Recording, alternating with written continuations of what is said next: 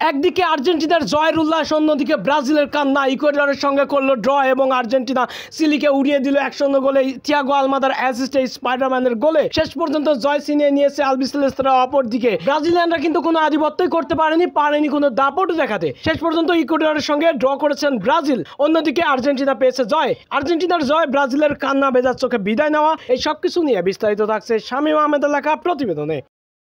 আজ সকালে আর্জেন্টিনা ও ব্রাজিল দুটি দলই 2026 সাল বিশ্বকাপের বাছাই পর্ব ম্যাচের 15তম ম্যাচ খেলতে মাঠে নেমেছিল। ব্রাজিল মাঠে নেমেছিল ইকুয়েডরের বিপক্ষে সকাল 5টার সময়। অন্যদিকে আর্জেন্টিনা মাঠে নেমেছিল ব্রাজিলের খেলা শেষে সকাল 7টার সময় চিলির বিপক্ষে। চিলি ঘরের মাঠে আতিথ্য দিয়েছে আলবিসেলেস্তেরাদের। অন্যদিকে ইকুয়েডর আতিথ্য দিয়েছেন ব্রাজিলকে। ব্রাজিল শেষ পর্যন্ত দাপট দেখালেও পারেনি জয় ছিনিয়ে নিতে। অন্যদিকে আর্জেন্টিনা কিন্তু সফলতার দেখা পেয়েছেন মেসি, লাউতারোকে ছাড়াও। লাউতারোকে মাঠেই নামায়নি এবং মেসিকে একাদশে রাখেনি।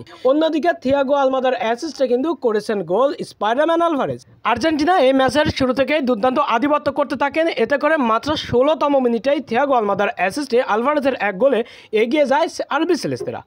অপরদিকে চিলিরা দুর্দান্ত খেলতে থাকে। নিজেদের ঘরের মাঠে জয় ছিনিয়ে নিতে তারাও মরিয়া। গোলশোধে মরিয়া হয়ে পড়ে শেষ পর্যন্ত প্রথমার্ধ কাটায় ড্র নিয়ে। এরপরে দ্বিতীয়ার্ধে মাঠে ফিরেও একই কীর্তি আর্জেন্টিনাকে দাপটও দেখাতে থাকে চিলিরা। আর্জেন্টাইনদের দাপটের কাছে হয়তো বা পাত্তা পায়নি, কিন্তু খেলেছেন তারাও দুর্দান্ত। নিজেদের ঘরের মাঠে আর্জেন্টিনাকে শেষ মুহূর্তে একদম নাজেহাল করেছেন। বেশ কয়েকটি গোলবারে শট নিলেও গোলের দেখা পায়নি তারা। 60টি শট নিয়ে রেখেছেন 6টি লক্ষ্যে। অন্যদিকে আর্জেন্টিনা 10 শটে মাত্র 7টি লক্ষ্যে রেখেছিল, করেছিল একটি গোল। অপরদিকে ব্রাজিলিয়ানরা দুর্দান্ত দাপট দেখালেও কোনো আধিপত্যই করতে পারেনি তারা। বল দখলে, শক্তিমত্তা সব দিক দিয়েই এগিয়েছিল ইকুয়েডর।